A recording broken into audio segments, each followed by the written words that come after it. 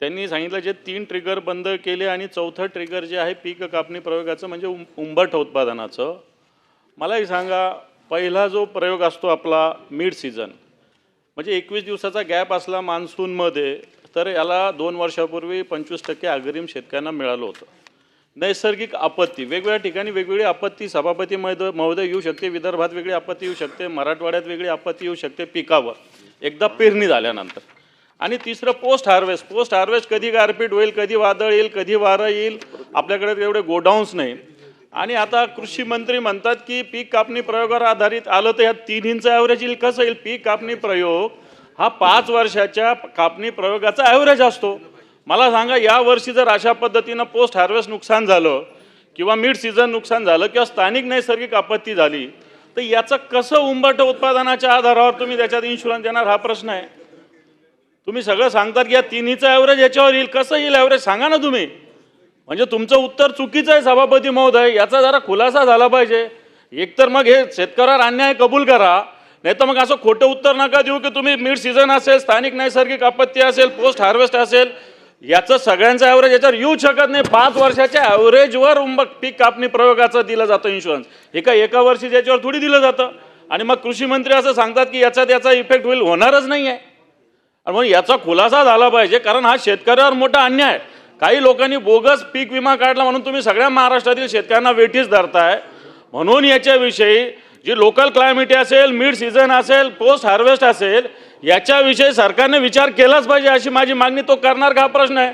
नाही तर हा खुलासा करू नका तुम्ही. पीक कापणी प्रयोगावर याचा होणारच नाही आहे परिणाम. पीक कापणी प्रयोग सगळं पीक वर्षभर खरीप असेल, रब्बी असेल, झाल्यानंतर जे माझं येईल मागच्या 5 वर्षाचा ॲव्हरेज काढला जाईल. मी मका घेऊ, मी ज्वारी घेऊ, मी गहू घेऊ, मी सोयाबीन घेऊ, याचं ॲव्हरेज केल्यानंतर काढलं जाईल. माझी जर पीक कापणीच जर झाली नाही, माझं मान्सूनच्या अभावी पिकाचं नुकसान झालं, एखाद्या नैसर्गिक आपत्तीमुळे नुकसान झालं, ते होऊच शकत नाही. त्याच्यामुळे हे उत्तर चुकीचं आहे सभापती महोदय.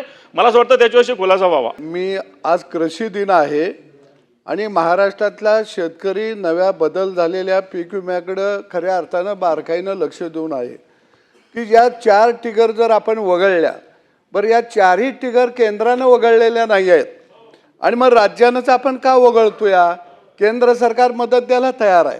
मला वाटतं अधिकाऱ्यांनी तयार केलेली ही पीक विमा योजना ही शेतकऱ्यांच्यावर कृपा करून लादू नका. शेतकऱ्याचं काय मत आहे हे जाणून घ्या. जे अधिकारी आपल्याला डेटा तयार करून देतात ते बाबू उन्हाळ्यात सुद्धा आईबापाच्या शेतीवर जात नाहीत. त्यामुळं मला वाटतं की काही शेतकरी प्रतिनिधीला कृपा करून बोलवा आणि सुटाबुटातल्या लोकांनी तयार केलेली विमा योजना त्यांच्या कोटामध्ये ठेवूया आणि शेतकऱ्याच्या शेतावरची पीक विमा योजना आणूया. म्हणजे केंद्राची योजना आपण का रद्द करायला लागलोय? केंद्र द्यायला तयार आहे आणि मग आपला हिस्सा आपण घातला की शेतकऱ्यांना त्या 4 ट्रिगर महत्त्वाच्या आहेत.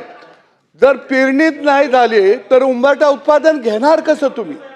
गारपीट झाली, पीक 100% गेलं, उंबरठा उत्पादन घेणार कसं तुम्ही? महापूर आला, माझं रानच वाहून गेलं, मग उंबरठा उत्पादन काय घराचा उंबरा घ्यायचा आहे का? आणि म्हणून मला वाटतं की याबाबत कृषी दिन आज आहे.